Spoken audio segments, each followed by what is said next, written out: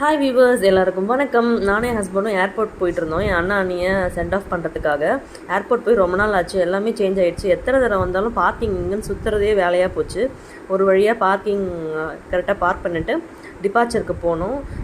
Departure வந்து மேலே இருக்கும் இல்லையா, அதோட கனெக்டிங்காக இந்த ரூஃப் டாப் பிரிட்ஜ் புதுசாக கட்டியிருந்த மாதிரி இருந்துச்சு. நான் போய் ரொம்ப நாள் ஆச்சு. ஸோ அப்படியே ஜாலியாக வேடிக்கை பார்த்துட்டே நானும் ஹஸ்பண்ட் நடந்து போயிட்டே இருந்தோம். நாங்கள் ஃபஸ்ட்டு போய்ட்டோம், அவங்க அப்புறமா தான் வந்தாங்க ஒரு 1 hour கழிச்சு. ஸோ இது வந்து பார்க்கிங்காகவே இந்த பில்டிங் கட்டி வச்சுருந்தாங்க. அது எல்லாமே வேடிக்கை பார்த்துட்டே நாங்கள் நடந்து போயிட்டே இருந்தோம்.